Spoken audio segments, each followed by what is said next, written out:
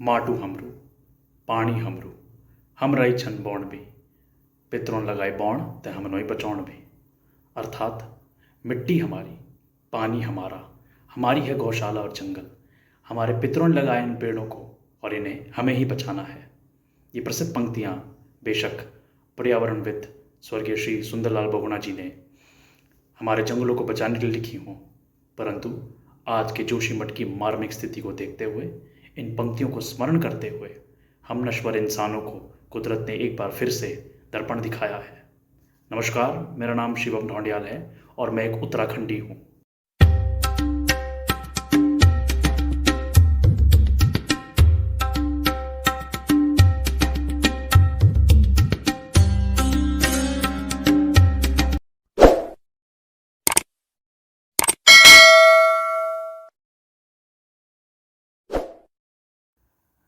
जिन लोगों को जोशीमठ या चमोली गढ़वाल के बारे में जानकारी नहीं है, उसका संक्षिप्त इतिहास या भौगोलिक स्थिति सही ढंग से पता नहीं है, उनको हम थोड़ा बताते चलें। देवभूमि उत्तराखंड राज्य के चमोली गढ़वाल जिले में स्थित जोशीमठ या ज्योतिर्मठ आदिगुरु शंकराचार्य द्वारा स्थापित यह नगरी 7वीं शताब्दी में कत्यूरी राजवंश की राजधानी थी।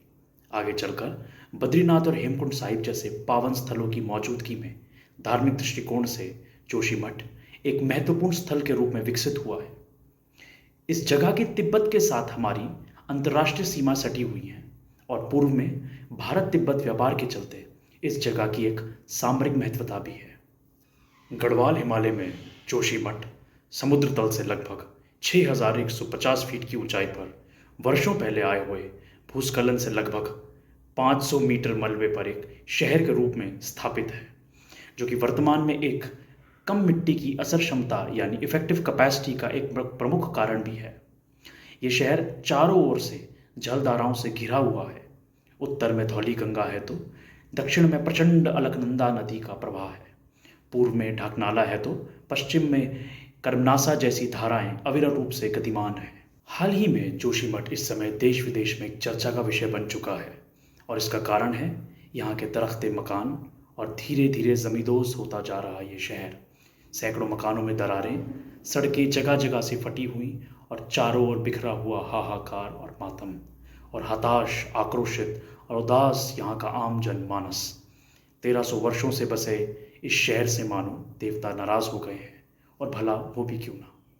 समय के साथ नए निर्माण की परतें, अनुचित जल निकासी, पन बिजली परियोजनाएं, अस्थिर पर्यटन, भारी निर्माण, जलवायु परिवर्तन प्रभाव, नाजुक पारिस्थितिकी और प्रशासन की आंख मूंदना, अनियोजित विकास, तेजी से शहरीकरण और कंक्रीटीकरण के साथ वनों की कटाई और पूर्व में आई आपदाओं ने पहले से ही नाजुक इस क्षेत्र को और भी कमज़ोर कर दिया है। इतना ही नहीं, यह शहर टेक्टोनिक फॉल्ट लाइन पर भी स्थित है और भूकंपीय जोनेशन मैप के जोन 5 में पड़ता है और दशकों से कई भूकंप देख चुका है।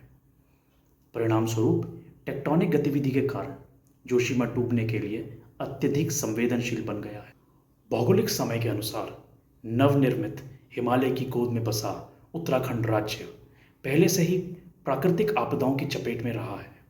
बादल फटने, बाढ़, भूस्खलन या हिमनदों के फटने जैसी चरम मौसम की घटनाओं के संदर्भ में जलवायु परिवर्तन का प्रभाव पहाड़ी राज्य के लिए बेहद खतरनाक हो सकता है। इतिहास को खंगालें तो 1890 के नैनीताल का कुख्यात भूस्खलन, इसके अतिरिक्त 1991 में उत्तरकाशी में आए 6.8 रिक्टर स्केल का ज़बरदस्त भूकंप, अगस्त 1998 के दौरान रुद्रप्रयाग के ओखीमठ में और पिथौरागढ़ के मालवा में बादल फटने की घटना, अगस्त 2001 में रुद्रप्रयाग के फाटा, अगस्त 2002 में टिहरी के बूढ़ा केदार, अगस्त 2012 में उत्तरकाशी के अस्सी गंगा, सितंबर 2012 में एक बार फिर से ओखीमठ और कुछ वर्षों पहले जून 2013 में भयंकर विनाशकारी आकस्मिक बाढ़ और भूस्खलन से जुड़ी बादल फटने की घटनाएं, जो कि रुद्रप्रयाग के केदारनाथ और पिथौरागढ़ के धारचूला में घटित हुई, उसके उदाहरण शामिल हैं। ऐसा नहीं है कि हम इन आपदाओं को समझ नहीं पा रहे हैं, परंतु मानव का ढीठपना, नज़रअंदाज और टालने की असंवेदनशीलता, अपनी अति आधुनिक प्रौद्योगिकी पर इतराना या घमंड करना उसका स्वभाव के कारण हम और भी उग्र घटनाओं को आमंत्रण दे रहे हैं। पहली बार लगभग 87 साल पहले अर्नोल्ड हेम और ऑगस्ट कैंसर के नेतृत्व में पर्वतीय भूवैज्ञानिकों के एक स्विस अभियान ने इस क्षेत्र में एक अध्ययन किया और पाया कि जोशीमठ एक कठोर चट्टान के तहखाने पर नहीं बल्कि रेत और ढीली मिट्टी पर स्थित है, जो एक प्राचीन भूस्खलन के अवशेष थे।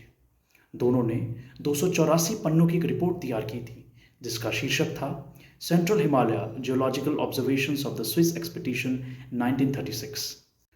उस रिपोर्ट के अनुसार कुआरी दर्रा या पास जोशीमठ से दक्षिण में 5 किलोमीटर की हवाई दूरी पर स्थित है और सुंदर दृश्यों के कारण ट्रैकर्स के लिए पसंदीदा स्थल है। सबसे बड़ा और सबसे लंबा भूस्खलन कुआरी दर्रे के पूर्व में 4000 मीटर की दूरी पर पहाड़ की चोटी पर हुआ था और इसी को कुआरी स्लिप कहा गया। दक्षिण से उत्तर की लंबाई 8 से 10 किलोमीटर, चौड़ाई 3 किलोमीटर और औसत मोटाई 150 मीटर अनुमानित की गई। आयतन मात्रा वॉल्यूम लगभग 2 से 3 क्यूबिक किलोमीटर मापी गई। जोशीमठ ब्लॉकों की ढलाई पर एक ढलान पर स्थित है जो दक्षिण पूर्व में 5 किलोमीटर तक फैला हुआ है। उस रिपोर्ट में यह भी कहा गया कि कुआरी स्लिप आंशिक रूप से देवदार की लकड़ी से ढकी हुई थी और कुछ स्थानों पर खेती की जाती थी। कुछ लोग की वहाँ बस्ती भी थी और वो एक पूरी रोडी की जो धारा है उस पर स्थित थी। ऐसा लगता है कि फिसलने वाली सामग्री के नीचे एक मोरेन है। मोरेन यानी हिमोड़ वे पदार्थ है जो गतिमान हिमनद यानी ग्लेशियर द्वारा पीछे छोड़ दिया जाता है। यह सामग्री आमतौर पर मिट्टी या चट्टान होती है।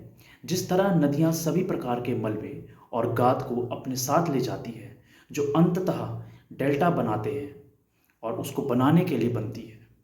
ग्लेशियर सभी प्रकार की गंदगी और बोल्डर का परिवहन करते हैं जो मोरेन बनाने के लिए बनते हैं। कुल मिलाकर पूरी उपस्थिति एक पूर्व ऐतिहासिक और शायद इंटरग्लेशियल स्लाइड की है। स्विस अध्ययन के 4 दशक बाद गढ़वाल के कलेक्टर महेश चंद्र मिश्रा को यह जांच करने के लिए नियुक्त किया गया कि जोशीमठ क्यों कमजोर पड़ रहा है, इसके कारण क्या है। 7 मई 1976 की रिपोर्ट अपने निष्कर्षों में स्पष्ट थी। इसमें कहा गया कि जोशीमठ अपनी कमजोर नींव के कारण एक शहरी केंद्र बनने के लिए उपयुक्त नहीं है और बढ़ती आबादी, बढ़ते निर्माण कार्यों, बढ़ते यातायात और महत्वपूर्ण रूप से सीवरेज प्रणाली की कमी के कारण स्थिति और खराब हो जाएगी, जिसके कारण जमीन में पानी का निर्वहन और अधिक हो जाएगा और उसकी नींव ढीली हो जाएगी जिस पर शहर खड़ा था। एक आंकड़े के मुताबिक 1936 में हर साल 50,000 से 1 लाख के बीच तीर्थयात्री इस रास्ते से गुजरते थे। 2022 तक लगभग 10 लाख पर्यटक भक्त कांवड़िए एक अनुमान के अनुसार इस मार्ग का उपयोग करते हैं। जोशीमठ जैसा खतरा अब कर्णप्रयाग, मुनस्यारी, धारचूला, पौड़ी और नैनीताल, यहाँ तक कि मसूरी सहित आसपास के हिमालयी शहरों में मंडरा रहा है। 2015 में प्रकाशित एक रिपोर्ट ने खुलासा किया कि एनटीपीसी द्वारा हेलंग से तपोवन तक 12.1 किलोमीटर सुरंग के निर्माण के लिए टीबीएम यानी टनल बोरिंग मशीन के बार बार फटने और फंसने की वजह से क्षेत्र में दरारें आ गई। हालांकि सरकारी अधिकारी इस तथ्य को मानने से इनकार कर रहे हैं। साथ साथ आपको ये भी बताते चलें कि फरवरी 2021 में हिमनद फटने से ऋषिगंगा नदी में जल स्तर बढ़ गया, जिससे 13.2 मेगावाट की ऋषिगंगा लघु जल विद्युत परियोजना बह गई। बाढ़ ने क्षेत्र में एनटीपीसी के निर्माणाधीन पनबिजली परियोजना तपोवन विष्णुगाड़ 520 मेगावाट के हिस्से को भी बहुत नुकसान पहुंचाया। गढ़वाल क्षेत्र के शाह शासकों की एक रियासत टिहरी 1990 के दशक के अंत में 2400 मेगावाट टिहरी बहुउद्देशीय जल विद्युत परियोजना, जो कि भारत में सबसे ऊंचे बांध के चालू होने के बाद धीरे धीरे भागीरथी और बिलगना नदियों में के पानी में डूब गई। कुछ इसी तरह से प्रस्तावित भारत और नेपाल द्वारा काली नदी पर पंचेश्वर बांध का निर्माण पिथौरागढ़, चंपावत और अल्मोड़ा जिले के क्षेत्रों में वहाँ जलमग्न की स्थिति पैदा हो सकती है, जैसा कि कुछ अधिकारियों ने कुछ वर्षों पहले बताया। तो अब हम इन सब से क्या निष्कर्ष निकालें? हम क्या कभी सुधरेंगे या फिर वापस 4 दिन का विलाप करने के बाद अपने पुराने ढर्रे में, या हमें कोई फर्क नहीं पड़ता इस एटीट्यूड में जिएंगे? आप आज की तारीख में कोई भी पहाड़ी शहर जाएं, आपको नाक बंद करके जाना होगा। हम गंदगी में पनपने वाले कीड़े बन चुके हैं जो खुले में मलमूत्र और कूड़ा फैला के रखते हैं। उदाहरण के रूप में मैं क्योंकि खुद 4 वर्षों तक नैनीताल में रहा हूँ, तो जब आप नैनीताल में प्रवेश करते हैं हल्द्वानी रोड से, तो आपका स्वागत वहाँ एक बड़े डंपिंग जोन से होता है। इसी तरह थराली, मसूरी, धारचूला, पौड़ी, अल्मोड़ा, उत्तरकाशी इत्यादि जगहें अत्यंत बुरी हालत में हैं। आज की स्थिति ये है कि जोशीमठ नगर क्षेत्र में कुल 678 भवनों में दरारें देखी गई हैं। सुरक्षा के मद्देनज़र कुल 81 परिवारों को अस्थायी रूप से विस्थापित किया गया है। इस त्रासदी के चलते प्रत्येक पीड़ित परिवार को अब सरकार 1.5 लाख रुपए सहायता राशि देने का वादा कर रही है, परंतु अभी खतरा टला नहीं है। 50,000 से ऊपर की जनसंख्या वाले इस शहर को अभी आमूलचूल परिवर्तन की आवश्यकता है। देखने वाली बात यह रहेगी कि अब सरकार क्या करती है। ध्यान देने वाली बात यह है कि अगर कोई कंपनी प्रोजेक्ट बनाती है तो सरकार उसे बाध्य करे कि वह उत्तराखंड के प्रभावित इलाकों के घरों का बीमा कराए। तपोवन प्रोजेक्ट के जोशीमठ विरोध के दौरान एनटीपीसी ने भरोसा दिया था कि वह सभी घरों का बीमा कराएगी, लेकिन ऐसा नहीं हुआ। अगर ऐसा होता तो सरकार इस समय बड़े खर्च से बच सकती थी। हमें ज़रूरत है ठोस कार्रवाई की, लोगों के जागरूक और हिस्सेदारी की, सही जल निकासी की, परंपरागत तरीके से और उसके साथ इको फ्रेंडली ज़्यादा से ज़्यादा 2 माले के ढांचे की संरचना की, साफ सफाई की, नियंत्रित पर्यटन एवं तीर्थाटन की। परियोजना से पहले पर्यावरण को ध्यान में रखने की आवश्यकता है और विवेचना करनी पड़ेगी कि अति भौतिकवाद और अल्प बुद्धि के कारक हम आज के उत्तराखंडी और आम भारतीय समाधान की ओर कब बढ़ेंगे और पूर्व में घटित और आज के हालात के लिए किसको जिम्मेदार ठहराएंगे। एक उत्तराखंडी होने के हक से, एक भारतीय होने के हक से, एक वानिकी और पर्यावरण के छात्र होने की वजह से कुछ सुझावों के साथ इस वीडियो का मैं अब अंत करता हूँ कि विवेचना की शुरुआत हो और सरकार वैज्ञानिकों, समाज सेवियों और जन भागीदारी के साथ एक ठोस एक्शन प्लान के साथ त्वरित आगे आए और इसे तत्काल प्रदेश के समूचे पहाड़ी क्षेत्र में लागू करें। अन्यथा मानव के कुकृत्यों के परिणाम स्वरूप विनाश बहुत निकट है। धन्यवाद।